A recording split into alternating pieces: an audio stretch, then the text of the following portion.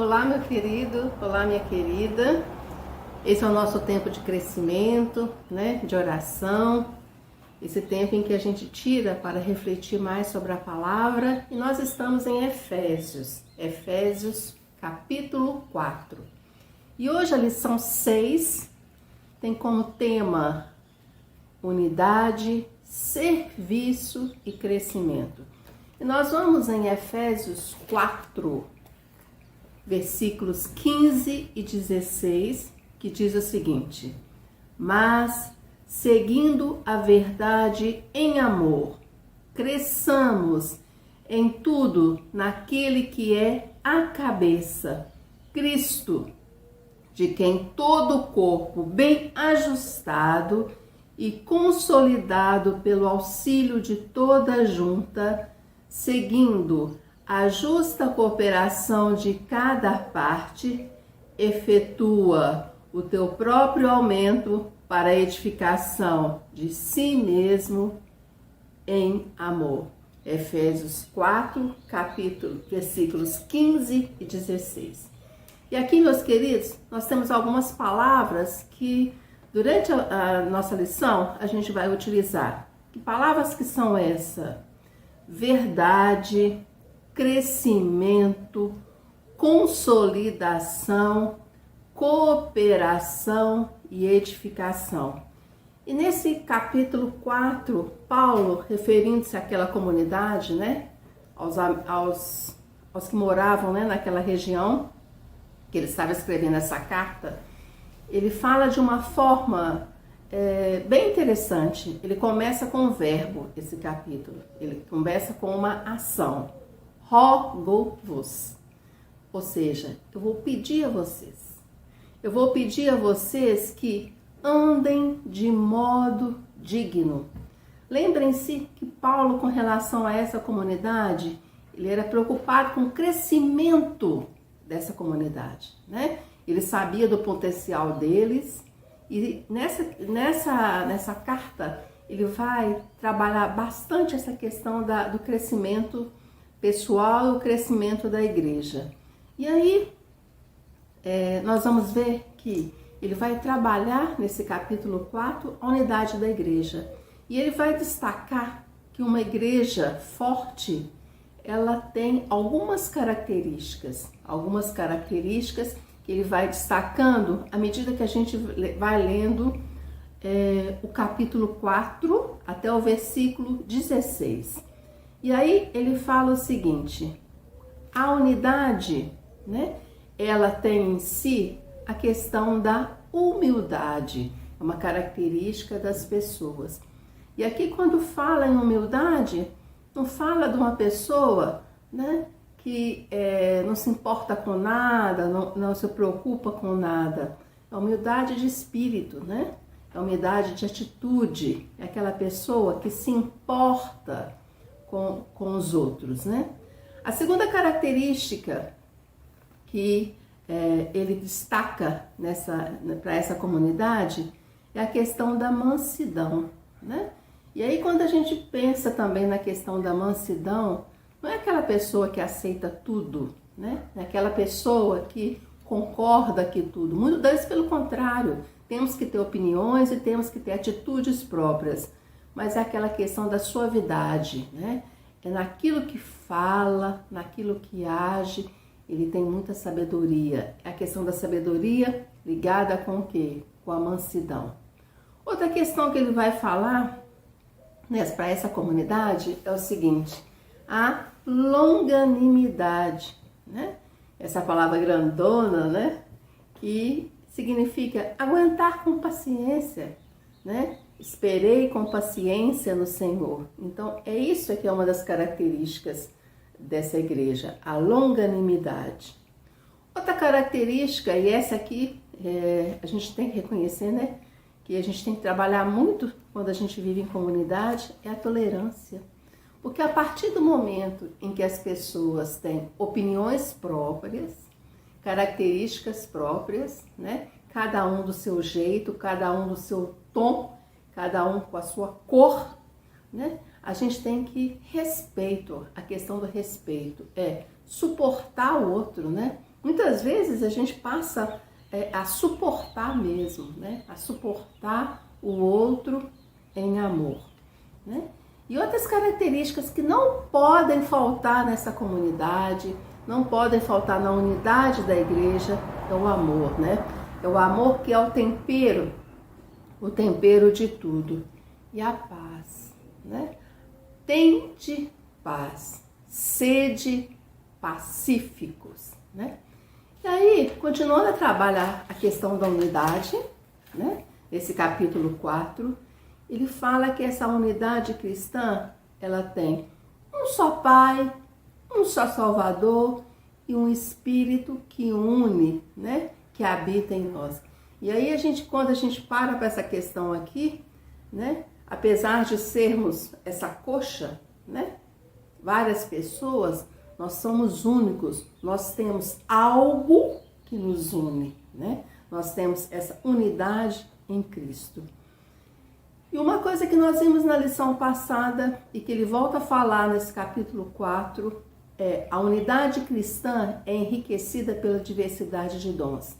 E aí a gente tem que lembrar da nossa coxa de retalhos.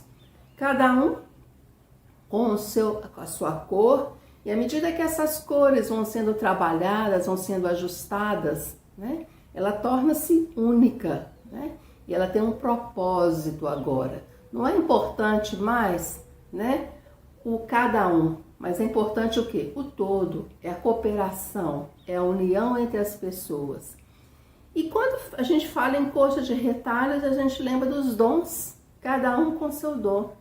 Mesmo aquela pessoa que não considera, que não sabe, mas ela tem um dom sim, né? Ela tem algo que ela sabe fazer, algo que ela sabe praticar e algo que vai o quê? Enriquecer, né? E ele fala também aqui no capítulo 4 dos dons ministeriais, né? Que nessa comunidade tem uns que são apóstolos, outros que são profetas, outros que são evangelistas, pastores e mestres, todos eles agindo, atuando no sentido da cooperação e da união. E a gente já teve uma questão, já estudamos sobre dons, e quando a gente fala em dom, não é para enriquecimento pessoal. A gente tem que lembrar que o dom, quando a pessoa recebe um dom, ele tem um fim proveitoso, ele serve para aperfeiçoar, ele serve para edificação do corpo de Cristo. Então, se está, né, algo sobressaindo muito, né, é uma coisa a ser considerada, porque o dom esse não é o propósito, né? O propósito é que todos cresçam e que todos estejam juntos, né? E a unidade cristã, ela exige maturidade, né? É aquela coisa que a gente não pode ficar uma vida inteira, a gente não pode ficar toda uma jornada, uma caminhada, alimentando-se de leite, de sopa, de mingau. A gente precisa de alimentos cada dia mais sólidos, né, na nossa caminhada cristã. E essa maturidade, né, que é o nosso objetivo, ela está relacionada com conhecer o Filho de Deus. À medida que a gente vai conhecendo o Filho de Deus, né, a gente vai o quê? A gente vai crescendo. E à medida que a gente vai buscando a maturidade, a gente tem um cuidado com os ventos de doutrina, ou seja, a gente não fica sendo levado de um lado para o outro, por palavra, por pessoas, né? Porque nós temos a Bíblia que nos orienta. Então, ventos, eles não são capazes o quê? De tirar a nossa raiz, de tirar a nossa base. E a maturidade, ela segue a verdade em amor, né? E a maturidade, principalmente, ela o quê? Ela está relacionada com a cooperação uns com os outros. É a união, né? É todos ali, ó, juntos e misturados. E quando a gente fala uma igreja saudável, que é o que Paulo fala nesse capítulo 4 de Efésios, essa igreja saudável, ela demonstra maturidade nas suas atitudes, na sua prática. Essa igreja saudável, ela depende do quê? Da unidade, do todo. É todo mundo ali junto, um cooperando com o outro. A maturidade, ela desempenha serviço. Ela é aquela igreja que está sempre o quê? Atuando, né? Que está sempre trabalhando. Uma igreja saudável, ela persevera o quê? No crescimento. Meus queridos, bom rever o capítulo 4 de Efésios, né? Esse capítulo que fala que há um só corpo, há um só Espírito, né? E o versículo 13,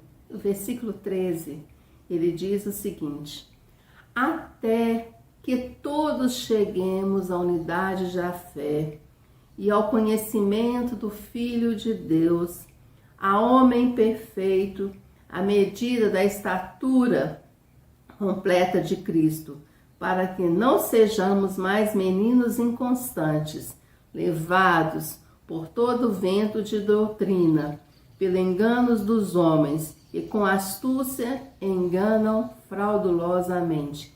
Então, até que todos cheguemos à unidade da fé. Então, essa é a vida cristã. É uma jornada, é um caminhar, né? E essa vida cristã, né, a partir do momento que estamos juntos, né, ela depende também do crescimento do outro, né?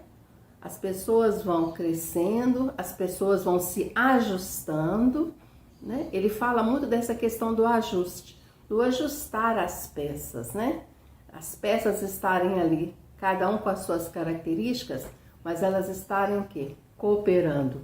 Essa é a igreja saudável. Meus queridos, vamos para o nosso período de oração. E aí nós vamos ver que nós estamos passando por um momento difícil, né? Quando a gente pensava que 2021 a gente teria, né, momentos mais tranquilos, na realidade nós estamos passando por momentos muito difíceis. A vacina está aí, nós já temos vários idosos vacinados, mas ainda exige muito cuidado. Vamos orar, meus queridos, pela nossa saúde, né? Pela saúde da nossa família, pela saúde da nossa igreja, das pessoas, né? Para que possamos sair dessa pandemia fortalecidos, né? Se essa realmente for a vontade de Deus. Vamos orar pelo Odiel e pela Jussara, por eles que são responsáveis, né? Pela nossa igreja no momento, para que Deus possa dar a esse casal sabedoria, saúde e paz. E que eles possam ter prazer em estar, né, nesse cargo, né, difícil, mas que eles possam sentir apoiados pela Igreja das Alterosas. Vamos orar pelos nossos dízimos, pelas nossas ofertas, né, meus queridos? Que essas ofertas, elas possam estar sendo depositadas, possam estar sendo entregues, e aquelas pessoas que estão tendo dificuldades, que no momento certo isso possa acontecer. Vamos orar pelas famílias, né? A partir do momento que as famílias estão mais próximas, né? Os núcleos, né, familiares estão mais próximos, muitas vezes surgem muitos atritos. Vamos orar então pelo crescimento da família, pelas nossas crianças, pelo futuro da nossa igreja, pelos pais das nossas crianças. E vamos orar pelos nossos idosos e pelos nossos enfermos, essas pessoas que têm e que exigem um carinho todo especial da nossa igreja, né? Meus queridos, vamos orar pelos nossos ministérios. Nós temos ministérios na nossa igreja e cada dia mais as pessoas precisam ter sabedoria para desempenhar a sua função, para a honra e glória do nome de Jesus. Meus queridos, nós temos também agora em nossa igreja, na segunda-feira, às 21 horas, um momento de oração, né? É um momento que está sendo bom para um grupo de pessoas e que outras pessoas possam estar participando. Se você deseja participar desse momento, segunda às 21 horas, entre em contato com a Aline. É fácil e você vai ver que será muito bom para você e para o grupo e para a igreja. Queridos, tenham todos uma boa semana, cuidem-se mais do que nunca. Vamos reforçar o cuidado com o nosso corpo, que é o templo do Espírito Santo. Eu espero vocês para o nosso próximo encontro, o nosso encontro em Efésios, essa carta de Paulo a essa comunidade. Até breve.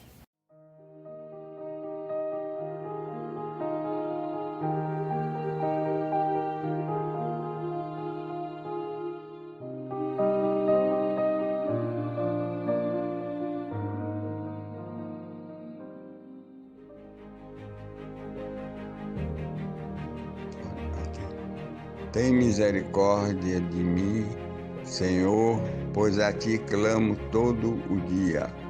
Alegra a alma do teu servo, pois a ti, Senhor, levanto a minha alma.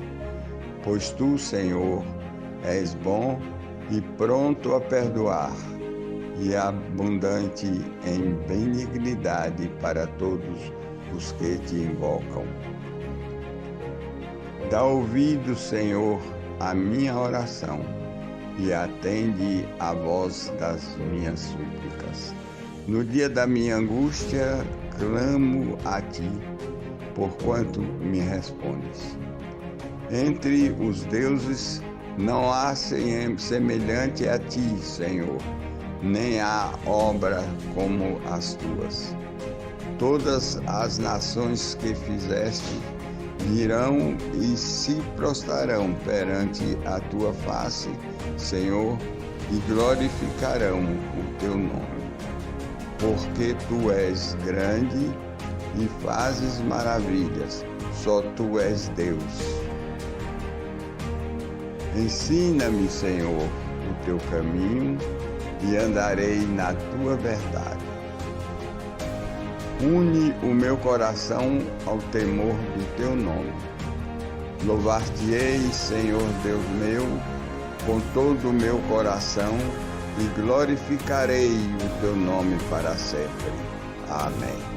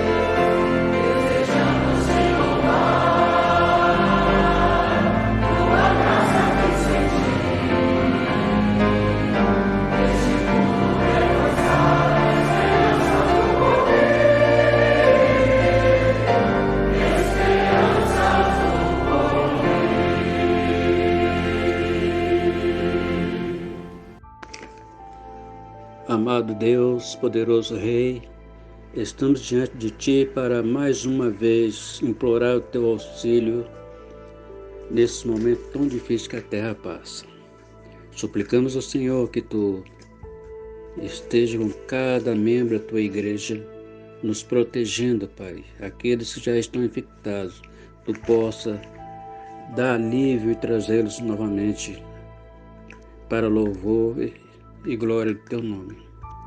Suplicamos, ó Pai, pela Tua igreja, que ela possa estar sempre olhando para Ti, olhando para o Autor e Consumador da nossa fé. Pedimos, ó Pai de amor, que Tu esteja com cada membro da tua igreja e pela diretoria da tua igreja. Que a tua igreja possa estar sempre forte, mesmo nessas ausências impostas pelo homem. Nós suplicamos em nome do Senhor Jesus. Amém.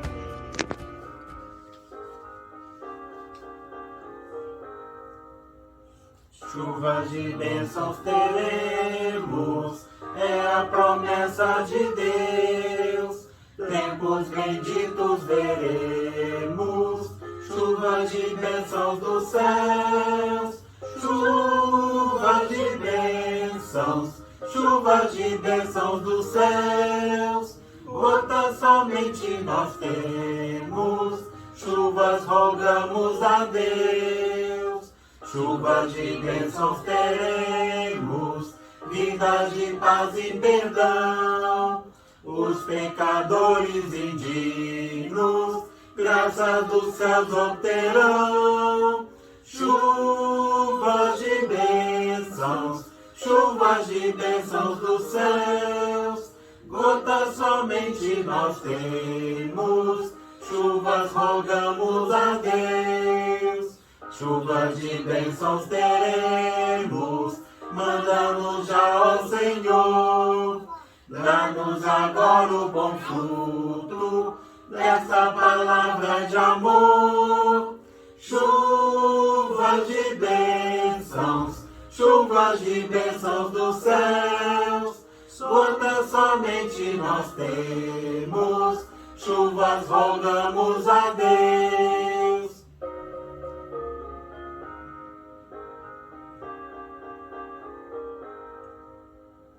Chuvas de bênçãos teremos, chuvas mandadas dos céus. Bênçãos a todos os crentes, bênçãos do nosso bom Deus. Chuvas de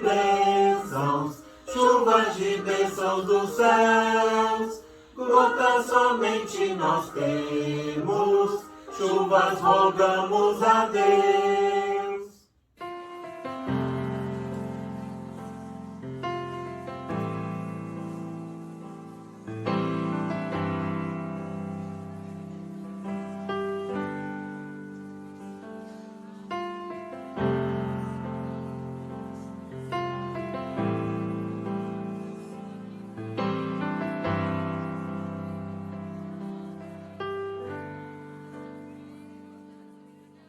Cobre-me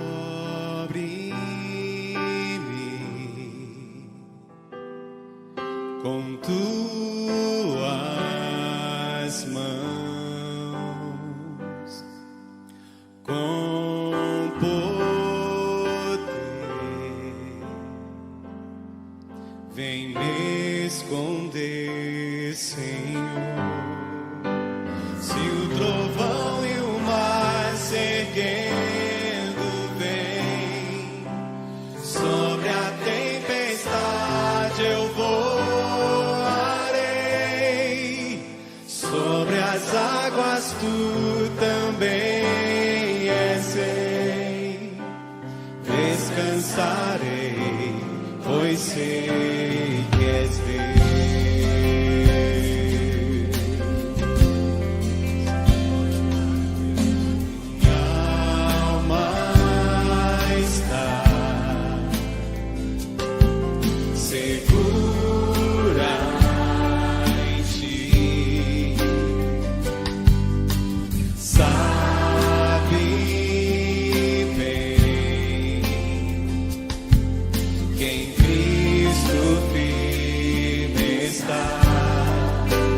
Se o trovão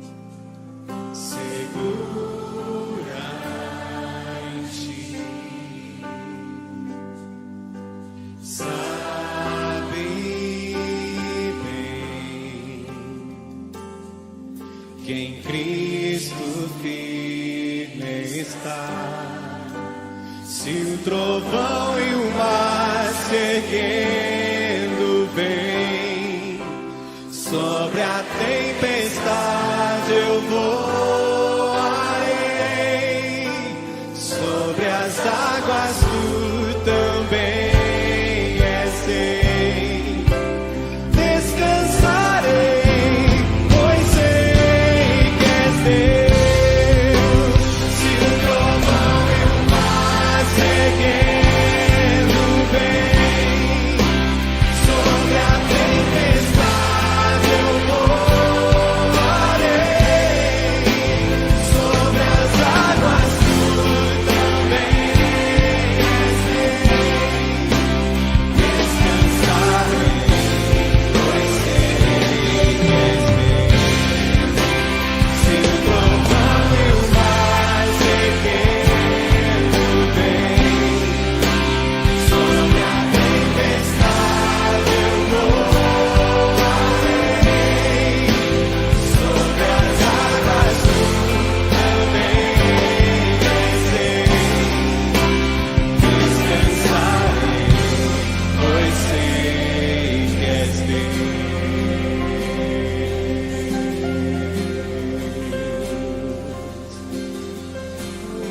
Oh, meu Deus, descansar absolutamente.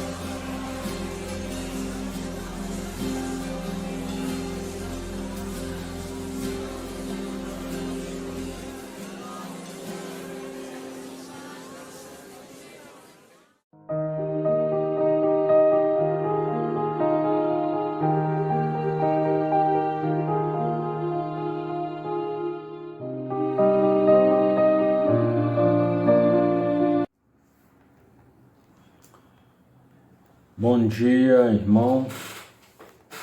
Quero convidá-los a abrir as suas Bíblias para lermos para a meditação o livro de Marcos, no capítulo 16. Nós leremos a partir do primeiro versículo. Diz assim a palavra de Deus. Passado o sábado, Maria Madalena, Maria, mãe de Tiago, e Salomé compraram aromas para irem ungir o corpo de Jesus. Muito cedo, no primeiro dia da semana, logo depois do nascer do sol, foram ao sepulcro. Diziam umas às outras: quem removerá a pedra da entrada do sepulcro? Mas olhando, viram que a pedra, que era muito grande, não estava lá, havia sido removida. Entrando no sepulcro, viram um jovem sentado à direita, vestido com um manto branco, e ficaram espantadas. Ele lhes disse: não vos assusteis, buscais a Jesus, o Nazareno, que foi crucificado. Já ressurgiu, não está aqui. Vede o lugar onde o puseram. Mas ide e dizei a seus discípulos e a Pedro que vai adiante de vós para a Galileia. Lá o vereis como ele vos disse. Tremendo e assustadas, as mulheres saíram e fugiram dali. E não disseram nada a ninguém, porque estavam com medo. O Cristo crucificado foi levantado dentre os mortos pelo poder de Deus. Antes da criação do mundo, ele já era o Cordeiro de Deus. A morte não foi seu fim. Ele levantou ao terceiro dia com todo o poder no céu e na terra. A sua ressurreição é tão fundamental na mensagem apostólica quanto a morte. É a prova cabal da suficiência de seu sacrifício e o penhor da nossa imortalidade. Ele morreu por causa das nossas transgressões e foi ressuscitado para a nossa justificação, conforme relatado no versículo 25 do capítulo 4 de Romanos. Ao ser abandonado pelos seus seguidores, Jesus foi preso, humilhado, caluniado pelas autoridades religiosas e condenado pelos líderes políticos. É chegada então a hora fatídica. Ninguém era por ele, nem seus discípulos, que ao contrário dos opositores que se sentiam prepotentes, eles se sentiam impotentes para esboçar qualquer reação. Jesus foi então colocado na cruz, num lugar chamado Gólgota, por volta das 9 horas da manhã. Usualmente, um crucificado demorava de 2 a 6 dias para morrer. No caso de Cristo, foram 6 horas de agonia física e espiritual, pois junto à dor causada pelos pregos, estava a dor da rejeição e dos pecados de toda a humanidade. Foi ele crucificado entre 2 malfeitores. Havia o costume de se dar ao condenado uma bebida formada de vinho misturado com mirra. O objetivo era de entorpecer o condenado, de modo que ele fosse aliviado às dores da execução. Existiam grupos de mulheres incumbidas de preparar essa droga, mas Jesus recusa a bebida. Ele recusou. Ele vai então entrar no sofrimento em plena lucidez, e ele não fugiu a nenhum aspecto do sacrifício a que se impôs. Havia também o costume de se colocar títulos sobre a cruz, que era um resumo da acusação que dera motivo à condenação do crucificado. Pilatos então mandou escrever que aquele homem, Jesus Nazareno, era o rei deles. No começo de sua vida, vieram os magos do Oriente buscando o rei dos judeus. Agora, na sua morte, o próprio governo romano designa-o acertadamente rei dos judeus, embora o fizesse de uma forma muito irônica e zombeteira. Jesus via um grupo de soldados blasfemando e tendo a coragem de disputar quem haveria de ficar com as suas vestes. Via também que o povo ria dele, lembrando que ele dissera que podia destruir o templo e reedificá-lo em 3 dias, e agora nem podia se mexer na cruz. Observava os líderes religiosos que, pensando ter feito um grande favor à religião, estava matando aquele que traria o homem ao verdadeiro caminho da comunhão com Deus. Olhava ele também um grupo de mulheres dedicadas ao seu ministério.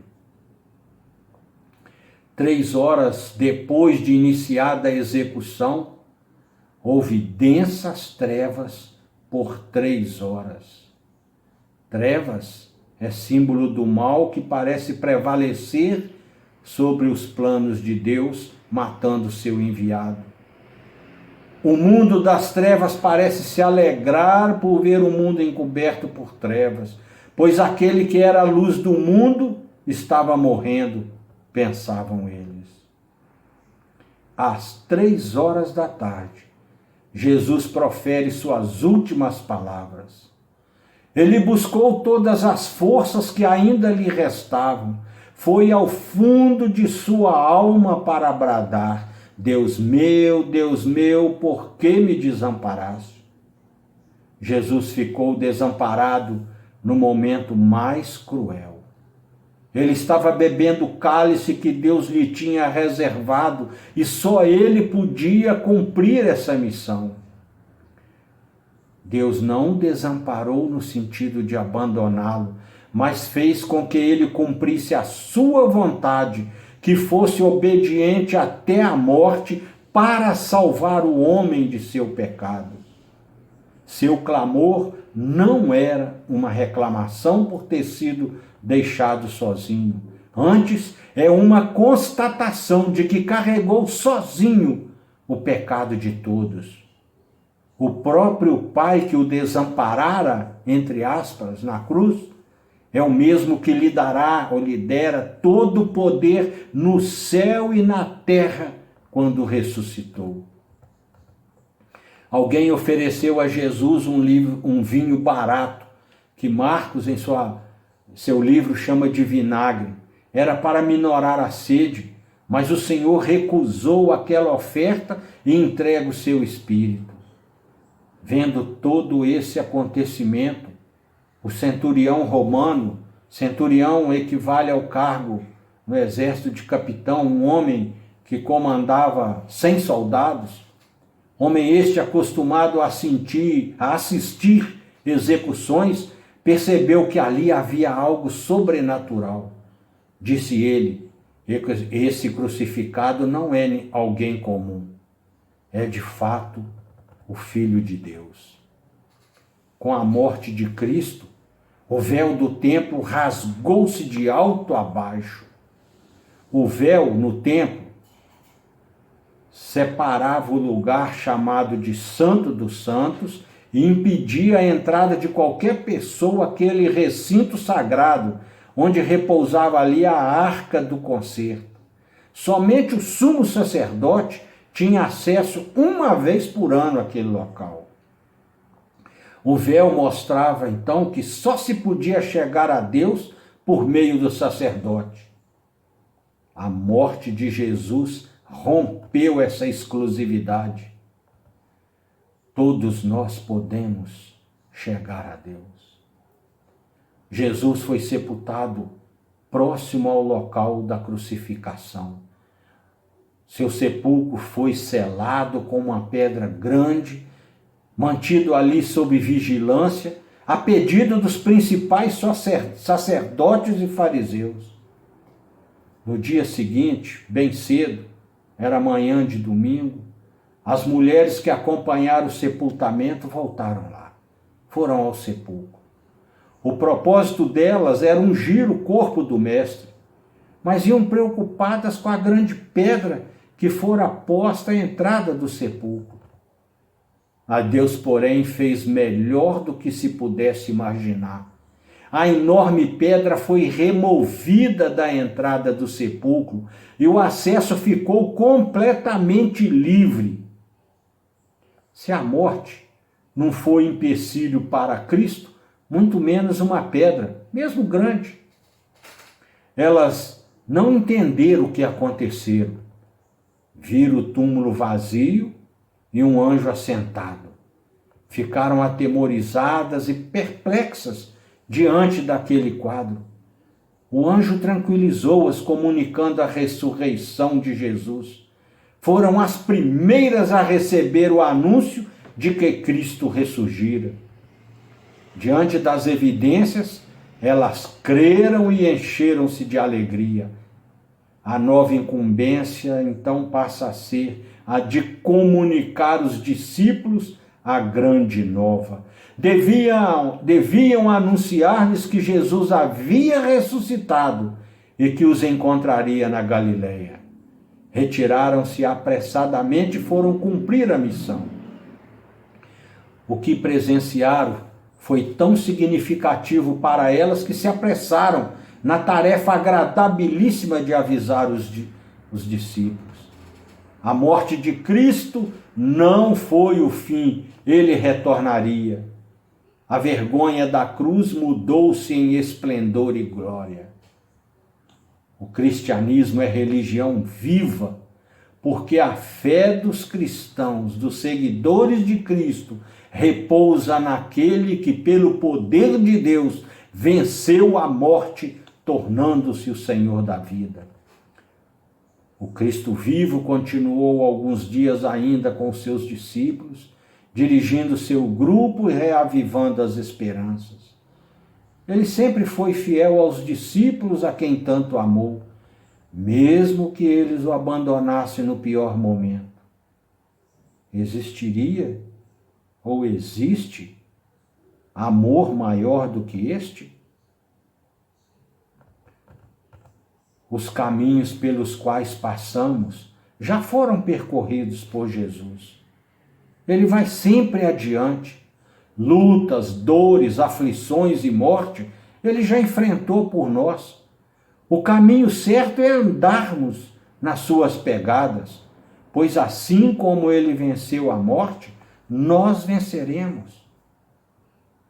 E é nosso caminho também, é nossa atribuição continuar a mensagem iniciada pelos discípulos, que é anunciar o Evangelho, anunciar as boas novas de salvação, anunciar que só Jesus Cristo salva, que Jesus Cristo é Senhor.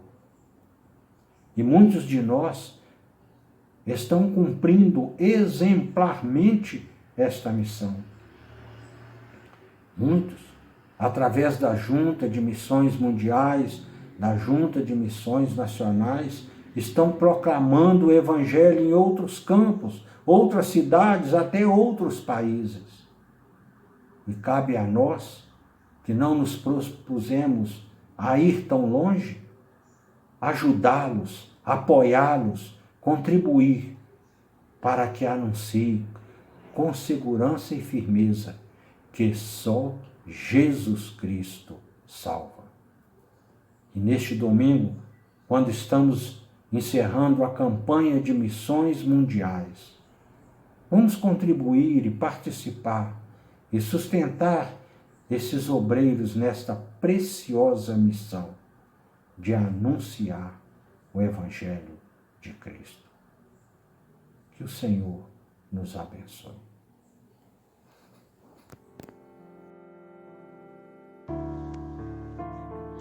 Amantíssimo e poderoso Deus, nosso Pai que está nos céus, Deus de Abraão, Deus de Isaque, Deus de Jacó, Deus nosso. Estamos aqui, Senhor, para te agradecer por mais uma semana que tu nos deste, pela vida, pela saúde, por tudo que tu tens nos dado, Senhor. Meu Deus, te agradecemos por esse culto que foi realizado durante este dia. Te agradecemos pelas pessoas que cooperam pelo teu trabalho. Que tu tome conta de cada uma delas, abençoe e ampare. Abençoe esse irmão que trouxe essa mensagem para a nossa vida, Senhor. Toma conta dele.